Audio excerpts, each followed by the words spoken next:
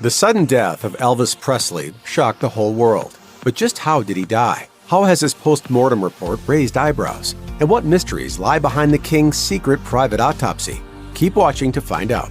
Elvis Presley is practically a mythic figure in pop culture, and as such, legends and lore surround both his life and his death. The circumstances of Presley's untimely death in 1977, at just 42 years of age, have long been debated. The official story, though, and the one accepted by most people, is that Elvis Presley died in the bathroom of Graceland, his famous home in Memphis, Tennessee. Good evening. Elvis Presley died today. He was 42. Apparently, it was a heart attack. A brief two-page medical examiner's report, completed after Presley's death, can be found in the public record. This document appears to be dated October 20th, 1977, more than 2 months after Presley's death on August 16th. It was completed by Shelby County Medical Examiner Dr. Jerry Francisco and shed some light on how Elvis was found.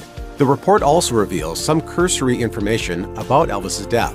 An autopsy was performed as well. It wasn't ordered by the District Attorney General, however, but by Elvis's father, Vernon Presley. The results of the autopsy were then sealed until the 50th anniversary of his son's death. The public report features some basic information about Presley, including his full name, Elvis Aaron Presley, and his address, which was 3764 Elvis Presley Boulevard, otherwise known as Graceland. Also listed are his race, sex, and age, and the agency investigating his death, Shelby County Medical Examiner and Memphis Police Department. More unusual is the fact that some pertinent physical information is notably absent from the report. While Presley's eyes and brown hair are noted, as his lack of facial hair, the fields for weight, length, body temperature, and date and time were all left blank.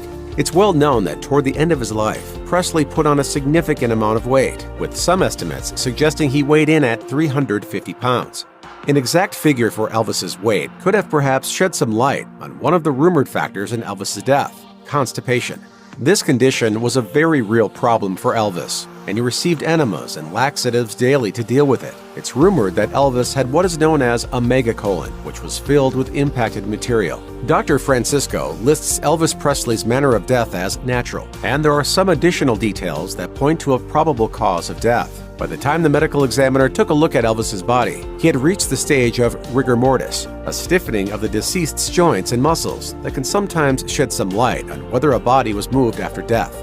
The next spot on the report is for liver or liver color, which Dr. Francisco marked with an indistinct letter, along with a check mark in the fixed box. The liver color marked on the death report likely refers to livor mortis, which has to do with how the blood pools in the body after death. This can help determine the time of death, as livor mortis becomes fixed after 8 to 12 hours. It can also help medical examiners determine the cause of death as well. In the section of the report labeled Marks and Wounds, it is noted that Elvis had congestion to face and upper torso. Additionally, diagrams note that Elvis had a pressure mark near his left eye and sutured thoracotomy on the left side of his abdomen. The medical examiner also listed a probable cause of death: HCVD, associated with ASHD. This is shorthand for hypertensive cardiovascular disease associated with arteriosclerotic heart disease. The medical examiner's report also shed some light on how Elvis was found and the situation surrounding his death. Elvis was reportedly last seen alive at 8 a.m. on the morning of August 16, 1977. He was found in his home at 2 p.m., and the police were notified at 3:30. His time of death is listed at 3:30, and it's noted that Presley was dead on arrival at Baptist Memorial Hospital in Memphis. The person who found Elvis was his girlfriend, Ginger Alden, and the report includes a note that Alden found him on the floor of dressing room.